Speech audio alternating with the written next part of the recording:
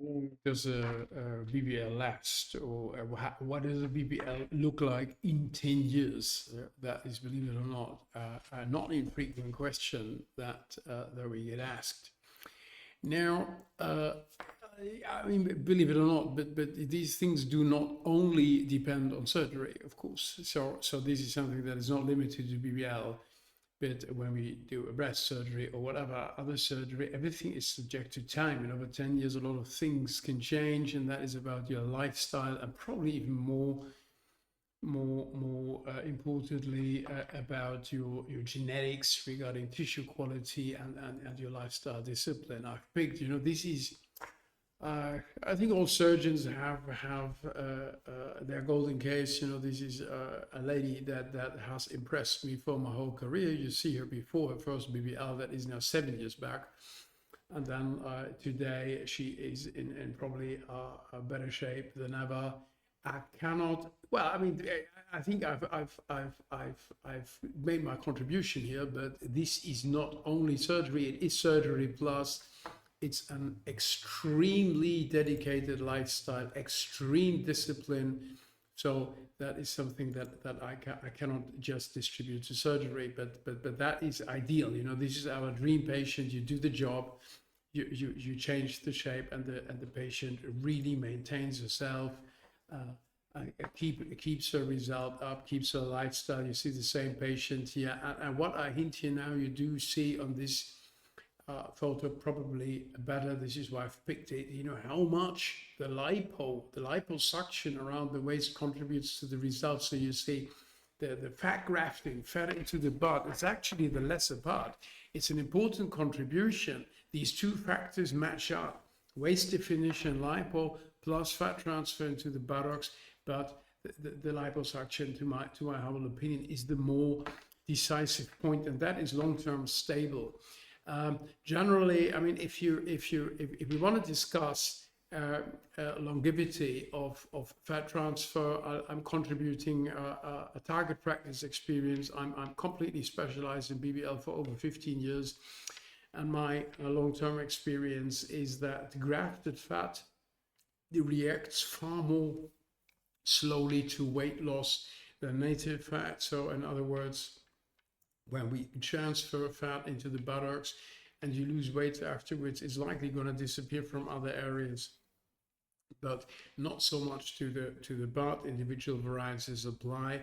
If you gain weight, it's the other way around. It's a bit slow to respond to that too. So generally, it's metabolically not that active, if that makes sense.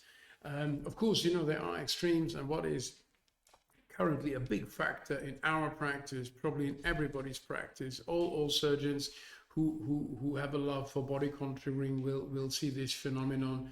We do see escalating numbers of patients using so-called fat loss injections, GLP-1 like Ozempic, Mounjaro, Wegovy, whatever names they may have. I'm okay with that. That's fine. It's just a phenomenon we're living with now. But yes, I mean, if patients really push their metabolism to extremes, they can jeopardize their fat grafting outcome. That is possible. But again, this is one of the core messages of my presentation here. I'd say really 70% of your result with probably margin upwards is the perfect liposuction about the waist. This is about shaping the waist. It's not about blowing up your buttock. And 30% of the result is fat transfer. So that is the minor component. And I've picked this case here, it's a patient selfie, but I think it's for years. This has been my major showcase to demonstrate the effect of a lipo, around the waist belt, around the love handles. And I think this is a beautiful case to show that the fat grafting in this fantastic case has just been the lesser part. So apart from this, our way to do BBLs have changed a bit. We do probably transfer less fat than we did 15 years ago. Patient preferences have changed, and we live with this. So we do more than ever rely really on the liposuction result. So I'd say that that's definitely a factor that contributes to long-term BBL stability. I've just picked a few cases to show you, and the key message again is here, if you see these cases, this is majorly the lipo. Fat transfer, definitely a contribution, but here the results are majorly lipo in combination with hip rounding and giving a bit of projection. But the lipo contributes a huge part.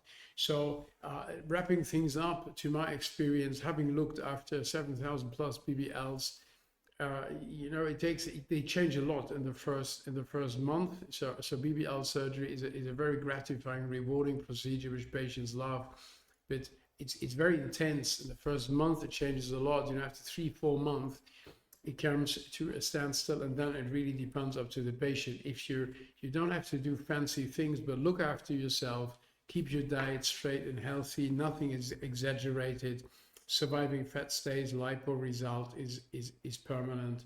So that's pretty much wrapped up for those who are happy to contribute a little bit of let's say self-care to their results, then strong long-term surgery. Of course, you know, we cannot influence your genetics and your tissue quality. We work with the best we have. You can influence your lifestyle, we can influence the surgery, and that's a wrap. So that makes it a strong procedure for those who want to get the best out of their bodies.